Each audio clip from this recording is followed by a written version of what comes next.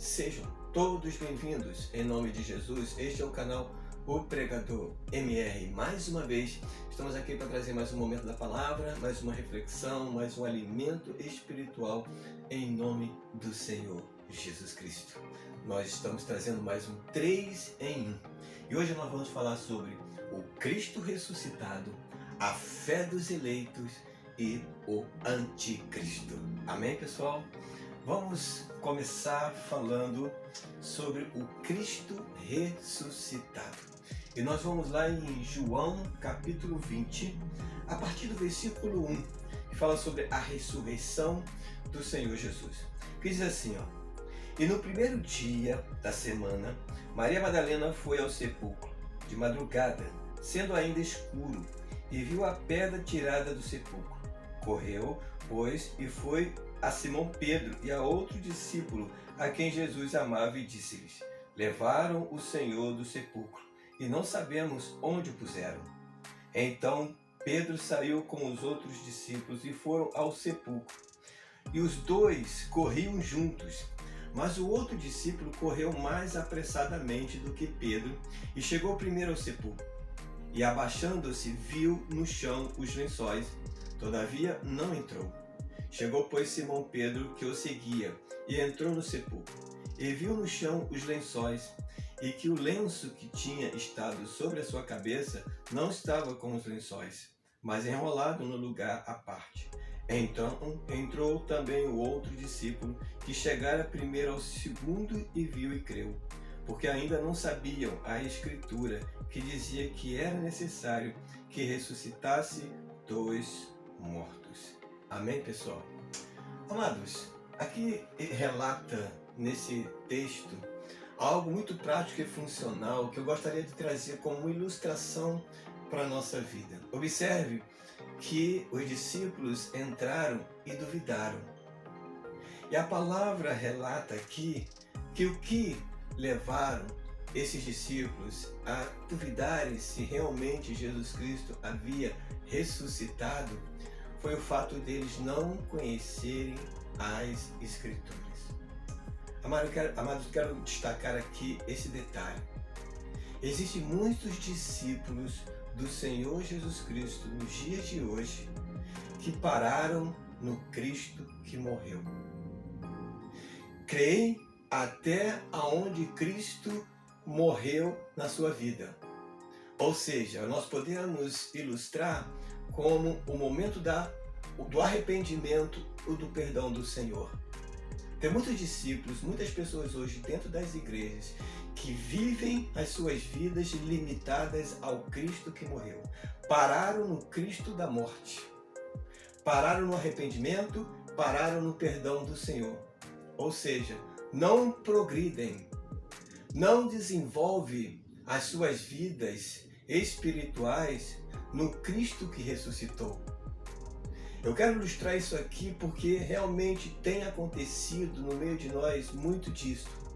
Pessoas que se limitam a viver o Cristo da carne, o Cristo que morreu, apenas viver o momento do arrependimento e do perdão de Deus em suas vidas.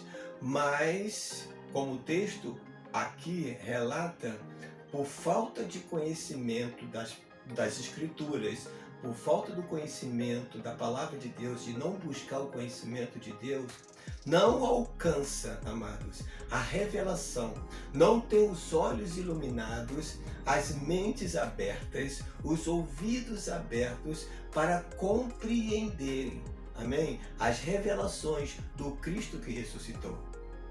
Não busca viver as revelações do Cristo que foi glorificado, não avançam. Amém? São discípulos do Senhor. Andaram com Jesus, viram os seus milagres, ouviram a sua voz, mas no momento que realmente tinha que crer de todo o seu coração de que Jesus Cristo realmente havia ressuscitado e que vivia, duvidaram. Teve um momento ali em seus corações de: será que realmente Jesus ressuscitou? O que aconteceu? Talvez até acharam que o corpo havia sido roubado. Amém? Mas por não conhecer as Escrituras. Então, amados, hoje tem muitos que por falta de conhecimento, por não buscarem a revelação do Cristo que ressuscitou, daquele que vive, daquele que está sentado à direita, daquele que foi exaltado nos céus, daquele que recebeu toda a honra e toda a majestade, daquele que revelou a nós pelo Espírito de Deus todos os segredos da ciência e da sabedoria. Amém? Não conhece, não tem os olhos iluminados, ouvidos abertos e o coração para crer no sobrenatural de Deus, porque não busca conhecer, não busca se aprofundar nas escrituras da palavra de Deus. Amados, existem muitos discípulos entre nós que pararam no Cristo que morreu, no Cristo da morte. O apóstolo Paulo relata num trecho da palavra, em uma das suas epístolas, ele diz assim: se um dia nós conhecemos Cristo segundo a carne, hoje nós não o conhecemos deste modo. Amados, eu enxergo aqui uma direção de Paulo em nos orientar que nós temos que buscar o Cristo que tem muito mais para nos oferecer. Amém? Aleluia. Muito mais daquele que simplesmente morreu pelos seus pecados, daquele que simplesmente pagou o preço pelos seus pecados, que perdoou os teus pecados. Existe muito mais a se buscar desse Cristo. É justamente por isso que nós temos que continuar buscando, continuar nos aprofundando dentro da palavra de Deus para alcançar os valores desse Cristo que ressuscitou. Precisamos viver o Cristo ressuscitado. Amém? A igreja precisa focar nesse Cristo, naquele que recebeu toda a honra e toda a glória, que vive para todo sempre. Amém? Aleluia. Que está e vive dentro de nós. Existem muitas pessoas limitadas que pararam no arrependimento e no perdão dos pecados e não se preocupa, não se importa de buscar novos valores, de buscar coisas maiores, superiores para as suas vidas. Se contentam apenas no arrependimento, se contentam em apenas estar dentro da igreja, se contentam em apenas fazer a obra de Deus, de estar e fazer número dentro da igreja. Mas não se preocupe em se aprofundar espiritualmente, em buscar os valores espirituais, em realmente ser usado pelo Espírito Santo e alcançar os dons espirituais para as suas vidas. Aleluia. Para que em nenhum momento haja dúvida, para que na hora da revelação realmente venha a ser esclarecido pela palavra. Em nenhum momento venha passar sombra de dúvida em seu coração. Em algum momento da sua vida vir a ter dúvida de alguma coisa, como aconteceu com alguns desses discípulos. Amém? Pela falta de conhecimento das Escrituras Sagradas. Pense nisso, amado. Pense nisso. Nós temos que continuar buscando, nos aprofundando no Cristo que ressuscitou. Em nome de Jesus. Amém? Vamos agora falar um pouco sobre a fé dos eleitos. Vamos lá em Tito, capítulo 1, apenas o versículo 1 que diz assim: Paulo, servo de Deus e apóstolo de Jesus Cristo, segundo a fé dos eleitos de Deus e o conhecimento da verdade, que é segundo a piedade. O que eu quero destacar aqui, amados, nesse versículo, é dizer uma coisa muito importante e fundamental. A Bíblia está identificando esta fé que chama à existência as coisas que não são como se já fossem. Esta fé que foi utilizada, a fé de Deus, quando Ele criou todas as coisas em Gênesis, quando Ele chamou todas as coisas e tudo passou a existir. Esta natureza, Ele está dizendo que esta fé, esta natureza é dos eleitos. O que eu quero trazer com isso é que esta fé, ela é exclusiva dos filhos de Deus. Amém? Ela é exclusiva da igreja. Em nenhum outro lugar nós podemos experimentar desta fé.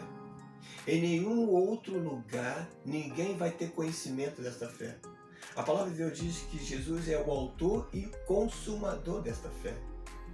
Então não existe fé natural, não existe fé comum, não existe fé humana, seja lá qual for o tipo de classificação que possamos dar no conceito de fé, não existe. Porque a fé, ela é única. A fé, ela possui uma única identidade. ela é definida no céu. Amém? Ela é definida no mundo espiritual. Aleluia.